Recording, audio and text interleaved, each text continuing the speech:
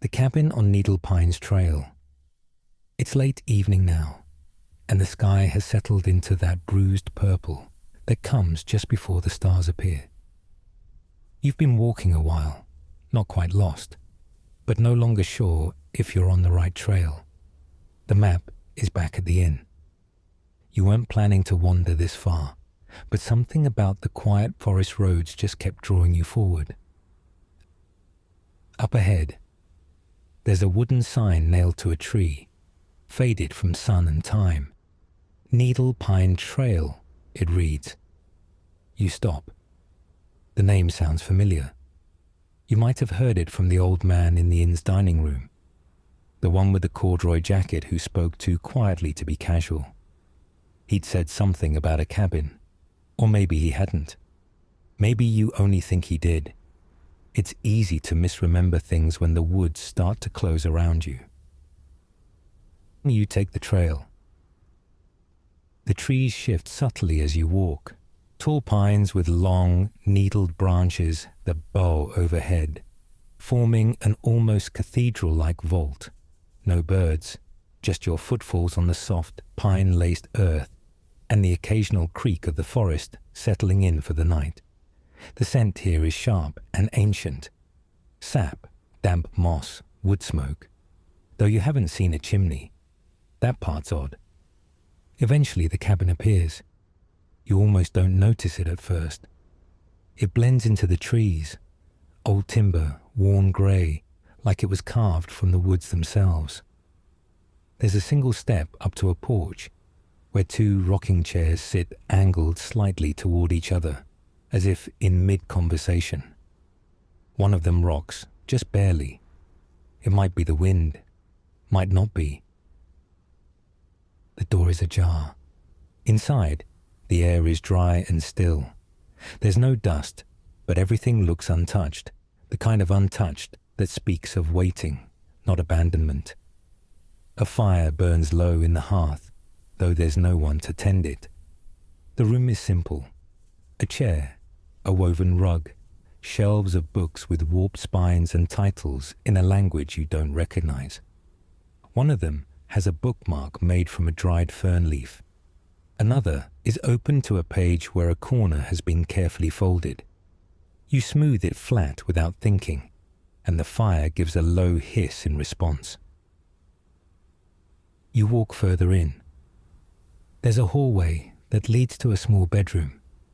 A bed with a heavy quilt, tucked tightly. A mirror above the dresser. You catch your reflection, but for half a second, just half, it feels like it doesn't quite move when you do. Like it pauses, like it's waiting for something. You return to the main room, unsettled now, but not frightened, not yet. You sit in the chair by the fire. You're not sure why. It just feels expected, like a space held open. There's a sound behind you, something slight, a shift, maybe a sigh. You turn, but of course there's nothing. Just the empty cabin, the door still open, the forest beyond it darkening by the minute. Then, from the fireplace, a crack. One of the logs splits and falls. And something behind the flames moves. It's not a shadow. Shadows don't move toward you. You blink. It's gone. Your heart has quickened, but not in panic, more like recognition. You've been here before. You have, haven't you? The book with the fern, the rocking chair, that open page. It's all too familiar. You rise slowly. You don't remember sitting down. The fire is low again, nearly embers now, and as the last of the light fades, the cabin seems to breathe. The walls shifting almost imperceptibly, like it's inhaling around you. Not threatening, not exactly, just watching.